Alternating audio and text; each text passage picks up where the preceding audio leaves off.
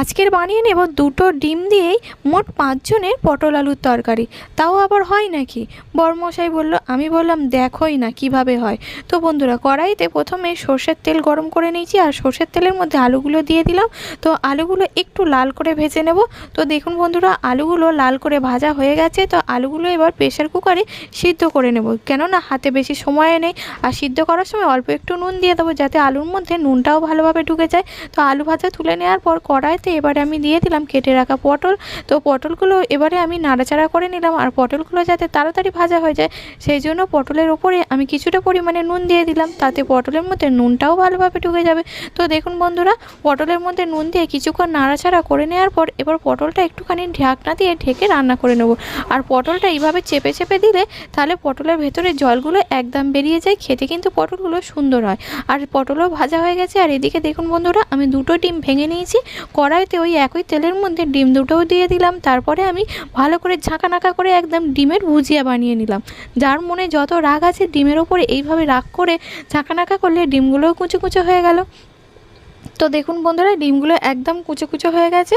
তো ডিমগুলো আমি লাল করে ভেজে তুলে নেব।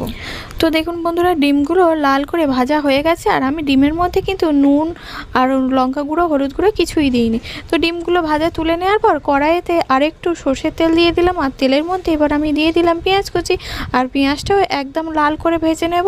আর পেঁয়াজটা লাল করে ভাজা হয়ে যেতে এর মধ্যে আমি দিয়ে দিলাম আদা রসুন বাটা।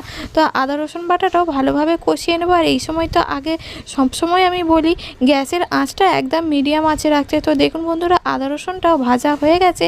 এবার এর মধ্যে আমি দিয়ে দিচ্ছি টমেটো কুচি। তো টমেটো কুচিটাও আবারও ভালো করে ভেজে নেব। আর এই সময় মশলা কষানোর সময় অল্প একটু নুন দিয়ে দিলাম, যাতে টমেটোটাও ভালোভাবে সেদ্ধ হয়ে যায়।